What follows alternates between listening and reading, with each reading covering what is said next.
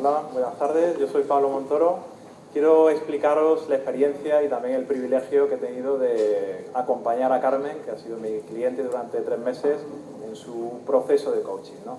Y como una imagen vale más que 1000 palabras, voy a referirme al dibujo que tenemos en la ilustración, que sintetiza a Carmen al final de su proceso. Para los que no lo veáis bien, es Carmen con un timón en la mano y con una amplia sonrisa en la cara. Lo primero que salta a la vista es que tiene, pues eso, un timón. Está bien sujeta a su timón. Todos tenemos la capacidad de guiar nuestras vidas. Lo que pasa es que a menudo pues, no utilizamos esa capacidad. O bien delegamos las decisiones importantes en los demás, o simplemente no las tomamos, o simplemente, bueno, pues también posponemos para un mejor momento, ¿no? Un momento que a lo mejor pues, o no llega o a lo mejor nunca llega, ¿no? Pues al inicio del proceso, Carmen se preguntó, ¿quién dirige mi vida? ¿Vale? Pues vaya problema, ¿no? Y en el coaching, pues nos encantan los problemas. ¿Por qué? Pues porque cuando un problema está bien definido, prácticamente ya está resuelto. Y fue lo que ocurrió. Carmen, desde ese momento, se dio cuenta pues, de que estaba pues, delegando decisiones importantes, estaba de alguna forma dejando que la situación, que las urgencias, que el qué dirán, dirigiera su vida, ¿vale?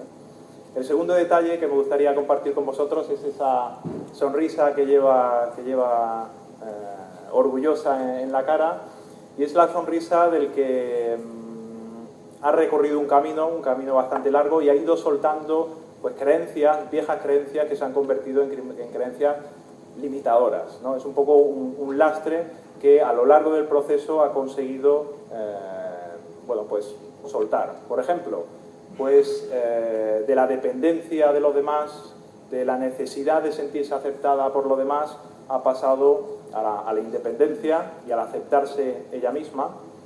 Del inicio de una situación inicial de pasividad, de delegación de sus responsabilidades, de sus decisiones, ha pasado a la agresividad cuando se dio cuenta de ello y de alguna forma tenía un poquito de rencor hacia las personas que le rodeaban, pues un poco por haber tomado las decisiones en su nombre.